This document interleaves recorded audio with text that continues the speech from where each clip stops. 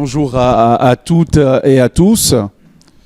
Ce n'est pas un vrai travail que je vais essayer de vous présenter.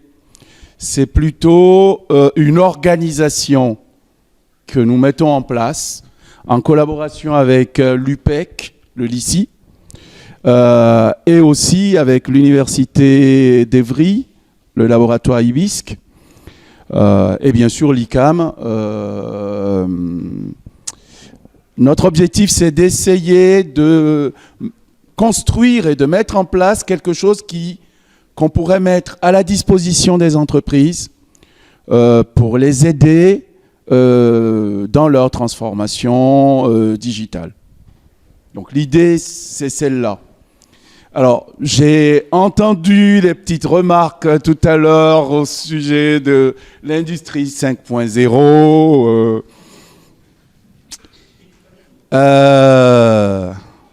Ça ne vient pas de nous, vous avez compris. Ça vient de la Commission européenne. Donc, je peux me dédouaner là-dessus. Ça vient de la Commission européenne. Et pourquoi la Commission européenne a fait ça?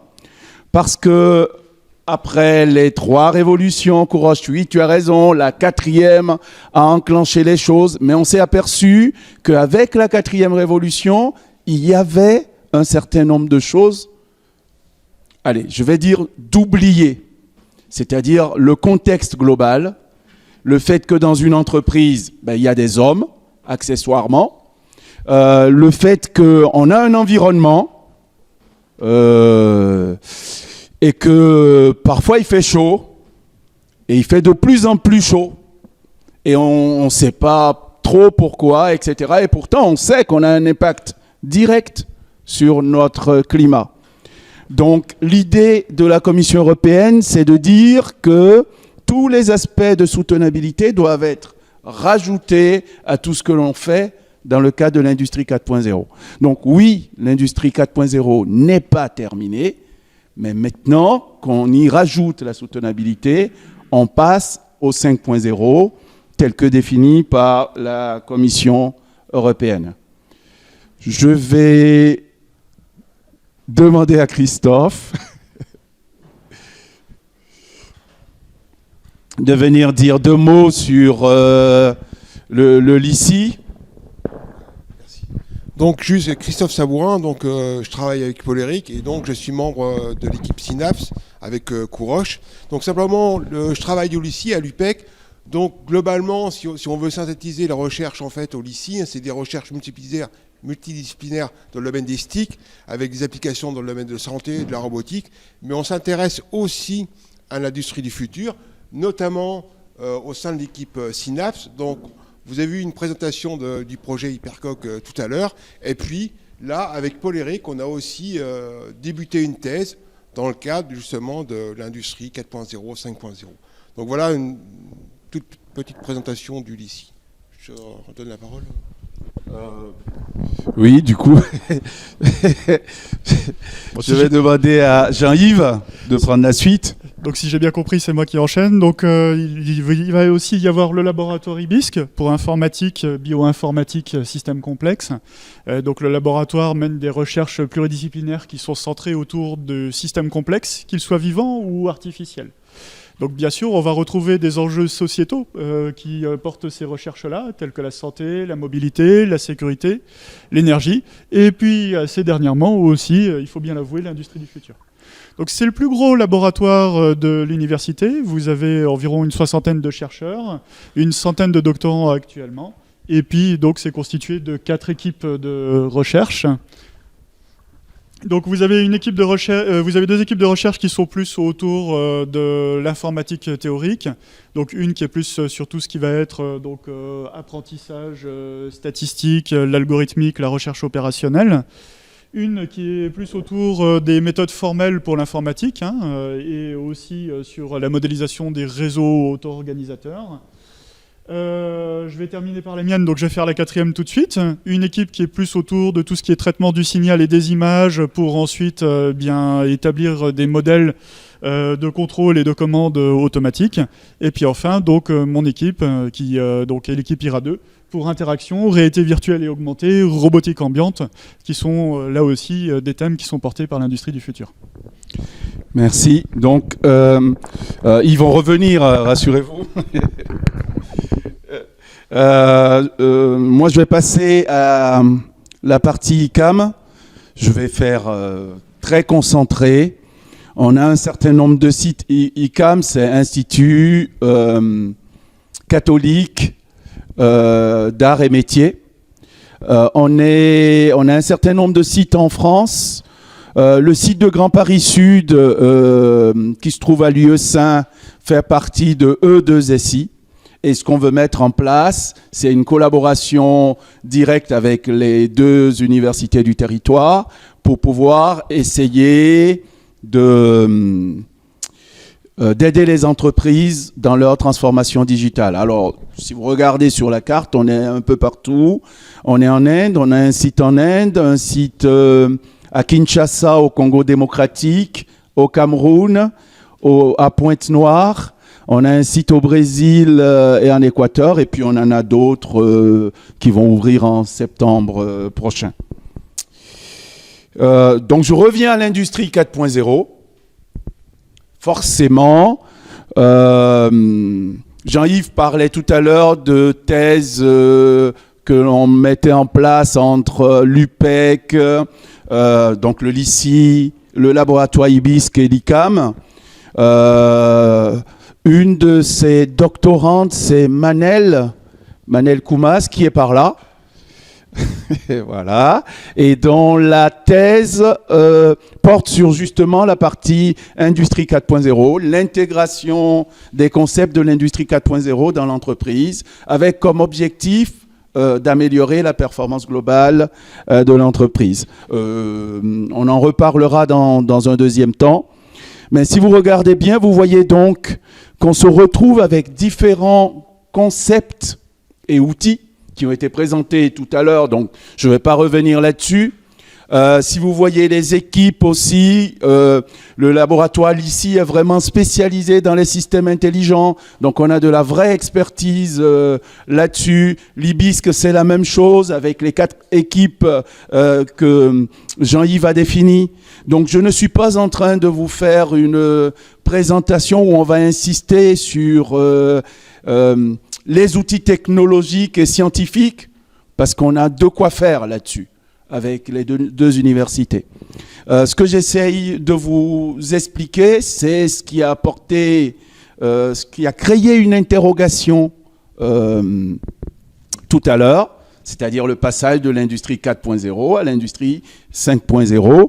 Et pourquoi nous, on s'intéresse à ça, notamment à travers la création, la mise en place d'une plateforme qui est orientée industrie 5.0, et qui est un peu jumelle avec la plateforme que vous allez visiter cet après-midi, complémentaire plutôt, avec la plateforme que vous allez visiter cet après-midi pour ceux qui vont rester.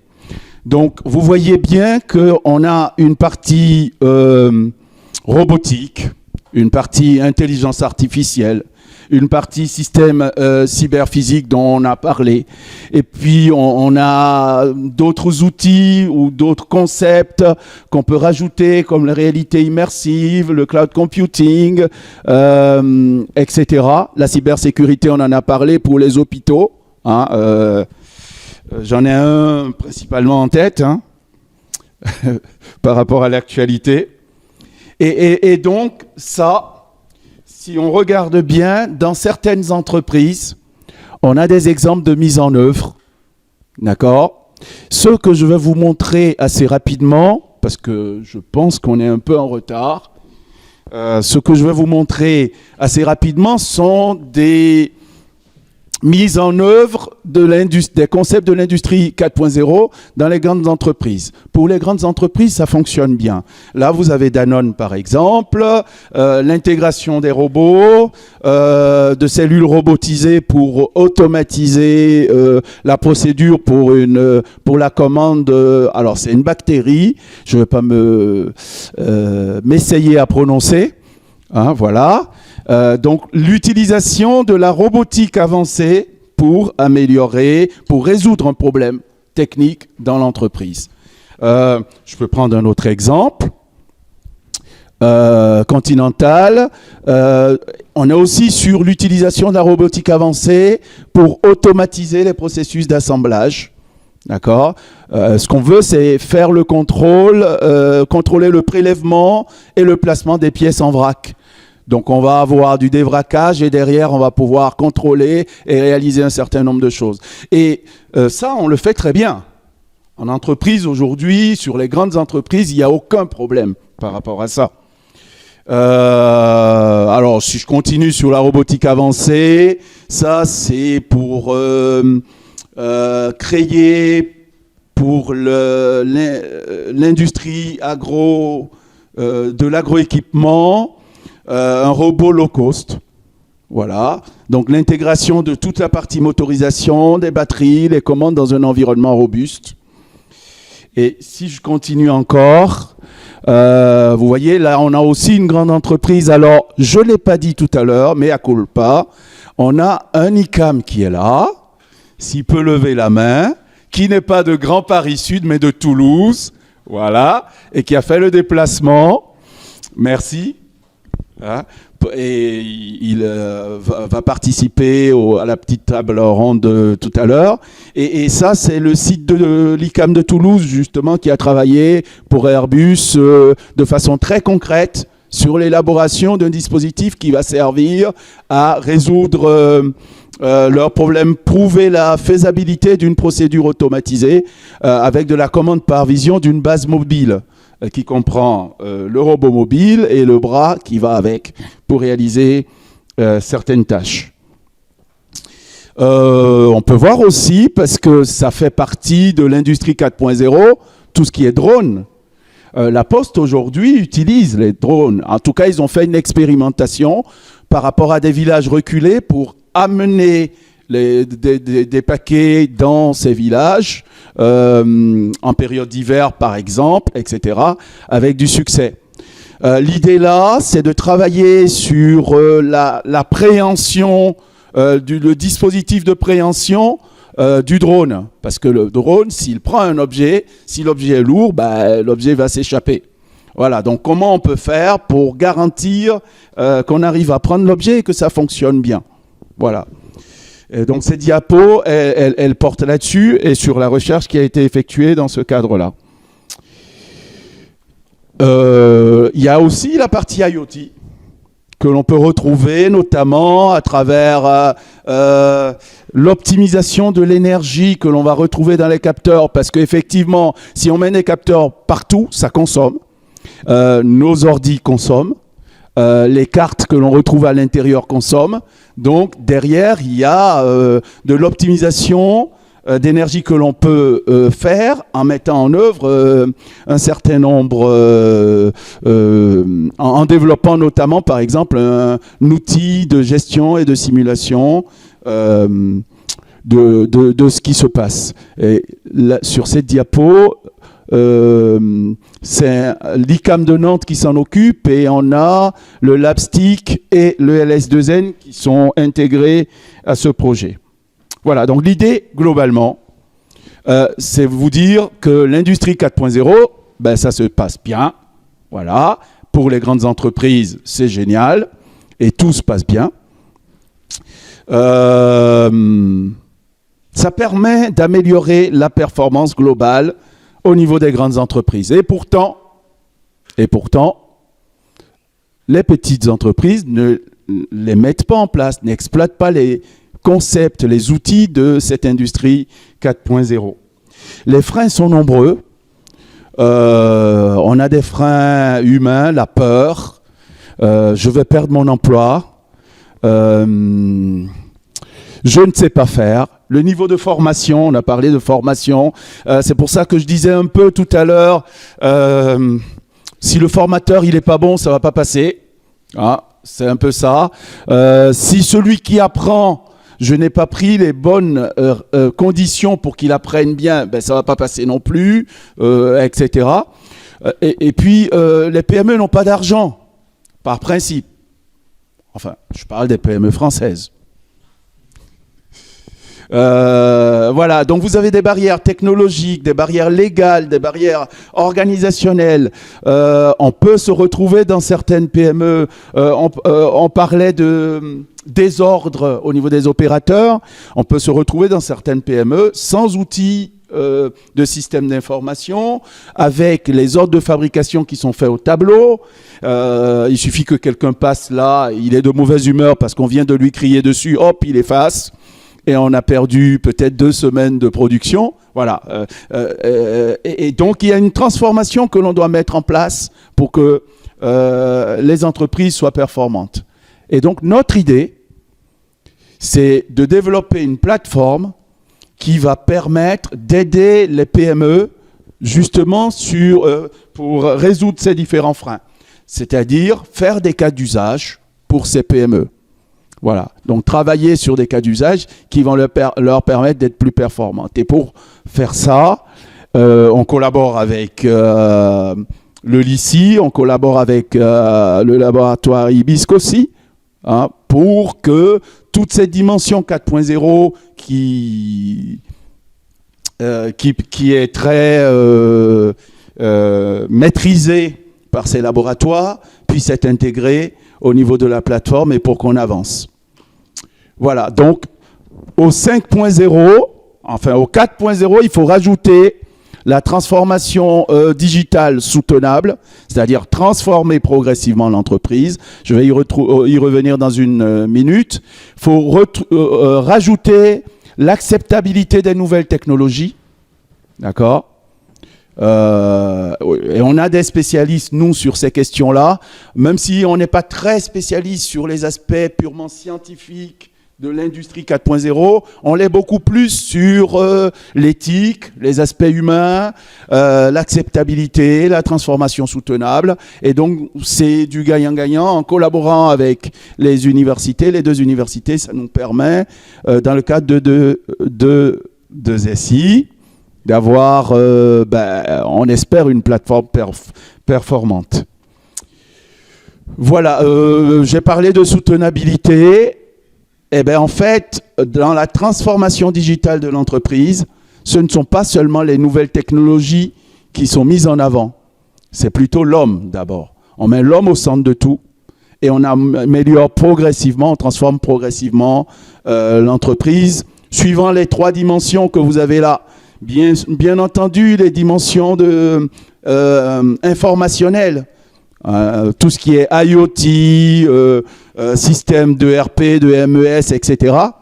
Mais aussi toutes les décisions qui sont prises. Si je demande à un opérateur de fabriquer 50 pièces sur la journée et qu'il décide d'en faire 100, eh bien ça change tout. Donc les décisions qui sont prises au niveau opérationnel doivent être liées aux décisions qui sont prises au niveau stratégique pour que ça fonctionne bien.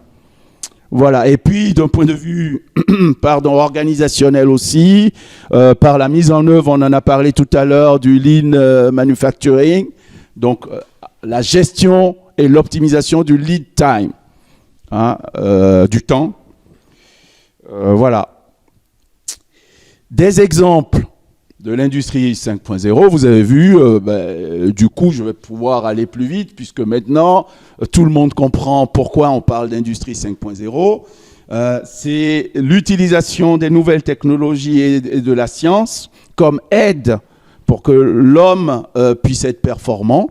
Donc là, vous avez un exemple. Là, vous en avez un autre. Je ne vais pas en parler là parce que tout à l'heure Christophe va nous dire 2 mots sur une thèse de doctorat qu'on a mise en place là-dessus, mais c'est plutôt sur la partie interaction homme-machine. Hein, et c'est important de pouvoir réaliser un certain nombre de choses, donc je n'en dis pas plus que ça. Là, vous pouvez en avoir aussi tout le monde sait, moi ça m'est arrivé ce matin, la N104. Pour ceux qui la prennent, ils comprennent ce que je veux dire en termes de congestion, de bouchons, de perte de temps, etc. Donc on a des outils qu'on peut utiliser pour améliorer toute cette partie-là. Des outils de simulation. Là, on travaille sur un projet où on construit un jumeau numérique de l'agglomération Grand Paris Sud pour pouvoir essayer de voir quelles sont les solutions alternatives qui pourraient être mises en place. Donc, j'ai dit le mot jumeau numérique, donc je fais le parallèle avec l'industrie 4.0, 5.0. Donc, du coup, ça, je vous en ai déjà parlé, je peux passer là-dessus. L'exploitation, alors je reviens sur la partie santé, sur le santé 4.0, tout ce qui est l'optimisation des flux logistiques, ça peut être fait, ça peut être mis en œuvre en exploitant les outils, les outils, les concepts de l'industrie 4.0.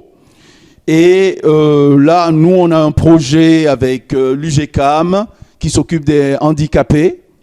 Par exemple, ceux qui ont perdu un bras.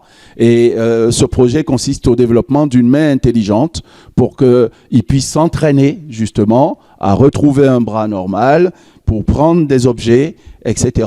La difficulté, c'est dans la prise des objets. Je ne prends pas cette bouteille comme je vais prendre ce verre ou comme je tiens le micro, etc. Voilà, donc il y a, il y a l'exploitation des concepts d'intelligence artificielle notamment, et surtout la partie structure et matériaux qui aident dans le développement de cette main. On a différents autres projets avec l'hôpital d'Evry pour développer un outil qui permet de faire le diagnostic de l'ostéoporose en exploitant les concepts de l'intelligence artificielle, donc le deep learning, un outil qui permet de faire l'audit et l'apprentissage du lavage des mains. Voilà, et un autre qui permet de détecter la polyarthrite rhumatoïde. Et tout ça, donc, pour ces différents cas, on utilise les concepts de l'industrie 4.0 que l'on applique à l'hôpital.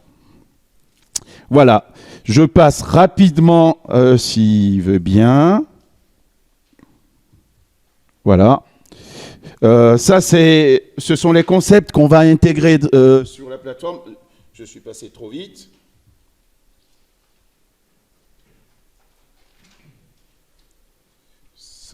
Voilà, ça ce sont les concepts qu'on va intégrer sur la plateforme et qu'on va pouvoir exploiter. Donc elle est en plein développement. Là vous voyez les outils qui commencent à être, qui sont mis en place et les concepts sur lesquels on travaillera.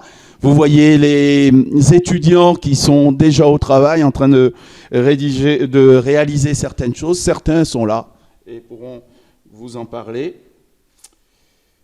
Voilà, je montre des photos. Donc l'idée c'est d'avoir un certain nombre de méthodes, d'outils, d'approches, etc. De prendre les entreprises, une entreprise qui va être intéressée, de collaborer avec elle, de regarder comment elle est organisée actuellement, quels sont les outils qu'on peut utiliser pour améliorer sa performance, de mettre en place, en œuvre des cas d'usage qui vont permettre derrière l'implantation de l'industrie 5.0 dans cette entreprise-là. Voilà. Je vais passer à la partie thèse. Une thèse que nous avions démarrée avec la région, avec un partenaire socio-économique, hein, donc une entreprise d'électronique. Ça a un petit peu changé en cours de route pour diverses raisons, mais en fait la problématique est la suivante, c'est qu'une PME, pour passer à l'industrie du futur, si elle devait tout raser, elle devrait engloutir 3 à 4 années de chiffre d'affaires, ce qui est juste pas envisageable. Donc du coup, au niveau de la démarche, il ne s'agit pas de tout reconstruire, mais d'y aller graduellement et pas à pas. Et donc ensuite se pose la question comment est-ce qu'on peut faire cette construction-là de telle manière à ensuite pouvoir garantir finalement qu'on va avoir une production qui va être flexible, qui va être adaptable, avec des moyens qui peuvent être reconfigurables. Enfin, le bazar classique que l'on a finalement dans une PME. Et donc là, les briques que développe Manel vont aller s'ajouter finalement dans cette plateforme, puisque il y a toute une partie aussi d'audit, tout simplement, pour pouvoir évaluer quelle est la maturité de l'entreprise, et à partir de ce moment-là, déterminer quels vont être justement les leviers que l'on va pouvoir utiliser pour accélérer la transformation numérique de l'entreprise. Le deuxième doctorant de Jean-Yves. Donc, bonjour à tous, moi c'est Gaspard Laouénon, doctorant à la fois à l'ICAM et à l'IBISC. Donc mon sujet, en fait, ça reprend quelques éléments dont on a déjà parlé, notamment avec Marius ici. Donc en fait, il s'agit de faire le suivi et la certification en réalité augmentée des procédures de maintenance. Alors comme on en a déjà parlé, en fait, le mot important à regarder, ça va être certification, qui va se traduire par le fait qu'il va falloir valider en fait automatiquement les tâches d'une procédure de maintenance. Alors comment ça va se faire? Donc la maintenance est un vecteur de soutenabilité dans l'entreprise en fait, puisque si on maintient les équipements, on assure une meilleure durée de vie, on n'a pas besoin forcément de les changer plus vite que si ils tombent en panne régulièrement. Donc c'est aussi des choses qui permettent quelque part d'améliorer la performance énergétique, etc. Donc ça c'est le premier point sur lequel on va se baser. Donc à partir de ça, l'utilisation de la réalité augmentée, comme on l'a vu, ça peut permettre de diminuer à la fois la pénibilité et d'améliorer l'excellence opérationnelle, donc en fait la performance de l'entreprise, sous réserve qu'on soit dans les bonnes conditions pour l'implémenter bien sûr. Donc à partir de là, la question qu'on va se poser, c'est quelles sont les modalités d'aide à la maintenance en réalité augmentée qui vont permettre d'améliorer cette performance et cette soutenabilité.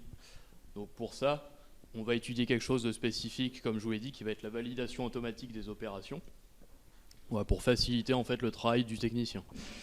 Si on se place par exemple dans le cadre d'une grande entreprise comme Airbus, où en fait la maintenance est au cœur des procédés, notamment pour des raisons de sécurité, on a besoin d'une traçabilité des opérations. C'est pour ça qu'on fait la validation automatique.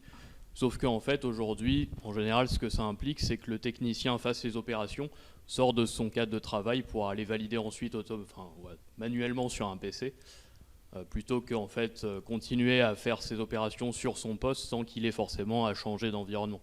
Donc voilà, l'hypothèse qu'il y a derrière aussi, c'est de se dire que ce changement d'environnement pour aller valider, c'est quelque chose qui peut perturber le travail, qui peut augmenter la charge de travail, en fait, augmenter la charge cognitive. Et c'est pour ça qu'on cible ces problèmes. Très bien. Alors très rapidement. Oui. Donc en fait, voilà, comme je vous l'ai dit, aujourd'hui la littérature met en avant le fait que l'utilisation de la réalité augmentée améliore la performance, diminue la charge de travail, etc. Notamment, comme on l'a vu, ça permet aussi d'accélérer la formation pour les novices dans beaucoup de cadres.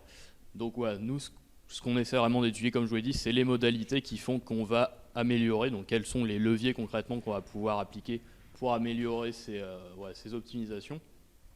Et donc ça se base sur 2 travaux de test qui ont été effectués au laboratoire. Donc un notamment sur la reconnaissance de séquences de gestes expressifs.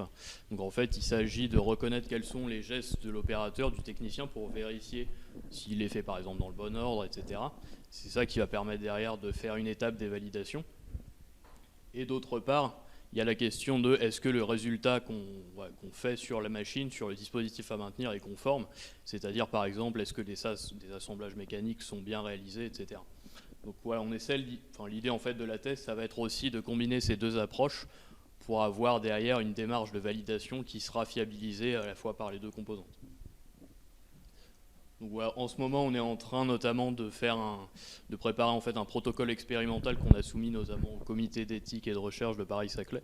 Donc l'idée, ça va être de tester justement avec un prototype qui va simuler en fait la validation automatique, de vérifier si ça permet d'améliorer à la fois l'utilisabilité de l'outil, la charge de travail et aussi plus globalement l'acceptabilité en fait de la technologie de réalité augmentée pour les opérations de maintenance. Très bien. Vas-y. 10 secondes. Vraiment 10. Et voilà, donc pour ça, l'idée c'est qu'on a développé un concept qui va essayer en fait de de traduire numériquement ce que c'est qu'une procédure et comment il va falloir la valider. Puisqu'en fait, aujourd'hui, on a des outils numériques de suivi de procédure qui permettent d'accompagner la procédure, mais en fait, il y a déjà un gap entre le fait de suivre la procédure et le fait de la valider vraiment étape par étape, d'un point de vue purement informatique, purement conceptuel. Il va falloir rajouter un certain nombre de paliers de décomposition, on va dire, dans la procédure pour arriver à quelque chose qui va être informatiquement viable, en fait. Donc c'est là-dessus, globalement, que je me plonge en ce moment dans le développement d'une application. Merci Gaspard. Donc, moi, je suis roboticien, d'accord, hein. Et puis, je considère que, en fait, c'est pas à l'être humain de s'adapter au robot, mais c'est au robot de s'adapter à l'être humain. Et donc, je m'intéresse à la robotique cognitive. Et alors, il y a des champs d'application importants. Donc, pour ça, le robot doit être capable de percevoir son environnement. Il doit être capable de l'interpréter, d'être attentif, d'interagir, d'apprendre. Et là, l'idée, c'est de voir si on peut l'appliquer, en fait, à l'industrie 4.0. Donc, on est dans le cadre, en fait, d'une gestion de production. Hein. Et puis, l'idée, c'est d'optimiser, en fait, cette production grâce à la robotique mobile. Donc, tu peux peut-être passer déjà à la deuxième slide, voilà. Donc l'idée, c'est vraiment d'utiliser un robot mobile qui va interagir avec des ouvriers dans l'entreprise. Hein. Mais pour ça, il faut qu'il apprenne, d'accord ? Il faut qu'il apprenne à interagir. Hein. Et puis aussi, il faut qu'il puisse se déplacer. Donc c'est tout ça un petit peu les problématiques de la thèse, donc qui vient de commencer.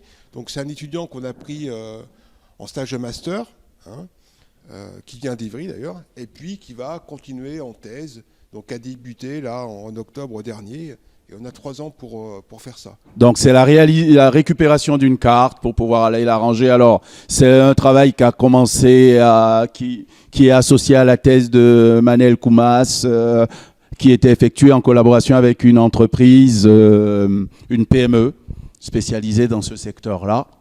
Donc voilà, donc ça c'est typiquement l'industrie 4.0. Donc l'intégration des concepts de la robotique avancée. Donc là, pour réaliser une tâche, pendant qu'un opérateur fait autre chose. Alors, il y a plein de problématiques derrière, donc je ne veux pas qu'on perde de temps par rapport à ça. Je vais peut-être plutôt passer à la suivante, qui porte sur l'exploitation l'utilisation d'un robot mobile pour réaliser des tâches qu'on va appeler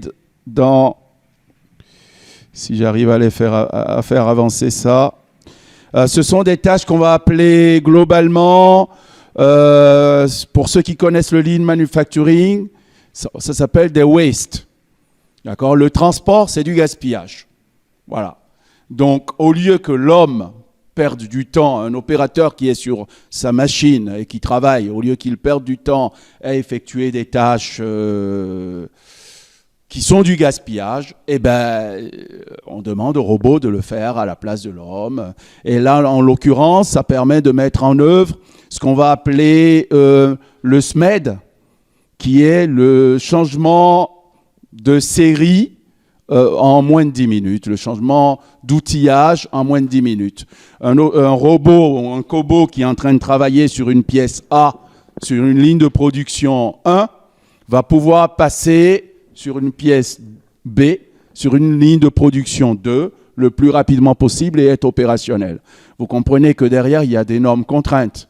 C'est la flexibilisation des robots et l'interaction avec l'homme. Donc, parce que, par exemple, le robot mobile, il va directement être commandé par peut-être l'opérateur qui garde la main dans les tâches qu'il effectue. Et le travail de Manel consiste à développer le système d'information qui va permettre à l'opérateur de garder cette main-là, en l'occurrence, par rapport aux ordres de fabrication. La dernière vidéo, si j'arrive à passer, voilà. On a des opérateurs qui travaillent, qui sont à différents postes.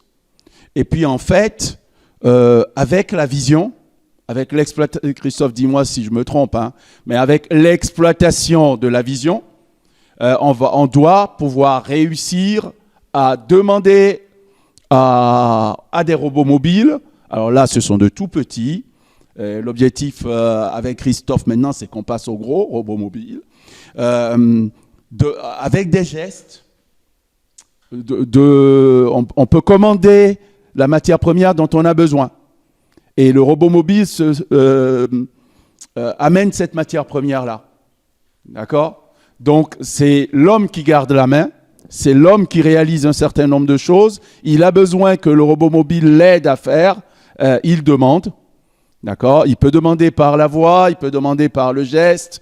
Je ne suis pas spécialiste, Christophe, hein, mais si un opérateur est sur un poste, et il n'a plus besoin, encore une fois, je reviens au lean manufacturing et au waste, le déplacement de l'opérateur, c'est du temps de perdu.